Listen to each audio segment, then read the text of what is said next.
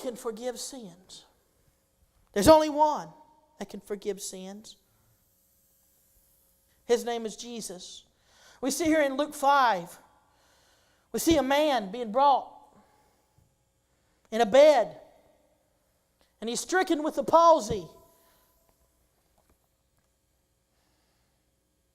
He can't walk. He can't do anything, but there's these men here. I said, well, we have to get him to this Jesus. We have to get him to this one who can work miracles, who can make the lame walk and the blind to see. We have to get him to this Jesus. See, these men had faith to believe that Jesus was God and he could do what he said he could do. And they sought means to bring this man in. But they couldn't find a way to bring him in. You see, the purpose of the church is to bring those that are spiritually sick so that they can be healed. You see, I see a trend here. I see this man, he's sick. But when you're sick, who are you going to go to? You got to go to Jesus. Because Jesus is a great physician. I've heard of people who have had cancer.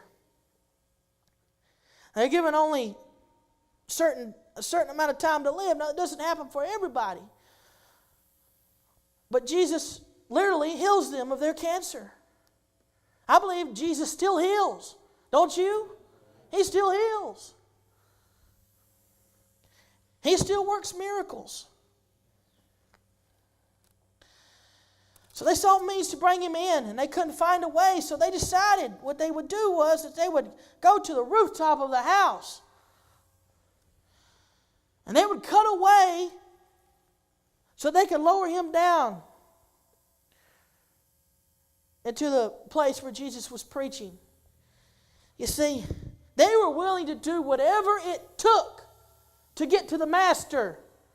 How many people in today's society will do whatever it takes to get to Jesus? Not many. Amen.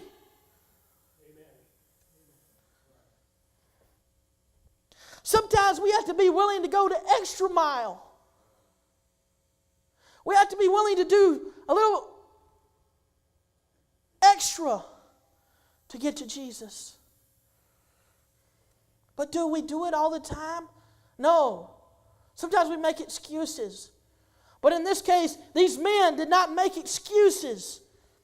These men were going to find a way to Jesus if it killed them. So they went upon the housetop and they let him down. You have to understand that this house was full of, if you go back to Luke 5, verse 17, it was full of Pharisees and full of doctors. You see, Jesus just didn't witness and just didn't minister to the poor. He didn't just witness to the middle class. He witnessed to everybody, whether they were poor, whether they were middle class, whether they were rich. See, we got to be able to witness to everybody. And we got to be able to communicate to everybody. And we got to be able to love everybody. And Jesus loved everybody. Even those who did not believe in him. Even those who crucified him. He loved them and he forgave them. Shouldn't that be a message for us? That we should forgive those who are our enemies. We should love those who persecute us. And to say all sorts of evil about us. Because if we do and we love them, great is our reward in heaven. It's so hard sometimes. Somebody you don't like. Somebody that just can't stand you. And you don't know why. And your flesh wants to get back at them. But the Spirit says, love them. And when you do that, you're doing what God told you to do. But these men, they wanted to get to Jesus. And when Jesus saw this man, notice what he said in Luke 5, verse 20. He says, man, thy sins are forgiven thee. He didn't even worry about the physical problem. This man had the palsy. He was paralyzed. He couldn't move. He couldn't walk. But he says, man, thy sins are forgiven thee. God has to work on the spiritual man before He can work on the physical man. What does it gain a man if he profits the whole world, but he loses his soul? If Jesus would have healed this man of the palsy, but wouldn't have dealt with his spiritual condition, guess what? That man would have been healed, but he would have been on his way to hell. So Jesus says, man, thy sins are forgiven thee. And when he said that, the religious, the Pharisees, the scribes, they looked at him and said,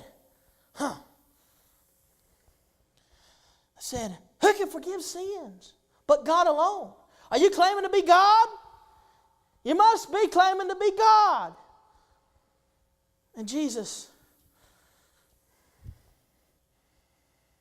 he looked into their thoughts. He perceived into their thoughts. He knew what they were thinking. He says, what reason ye in your hearts? Whether it's easier to say thy sins be forgiven thee, or to say rise up and walk. You see, either one, whether he would have said rise up and walk, or thy sins be forgiven thee, no man can do that. No man can do what this man just did. Which means that he was telling them, I can forgive sins. This man can get up and walk. I am God. But you see, even when people see it, and even when people see it clearly that, man, maybe this is the Messiah, sometimes they're blinded. And you see, sometimes this old world can blind people from the truth. That Jesus is who He said He is. He is God.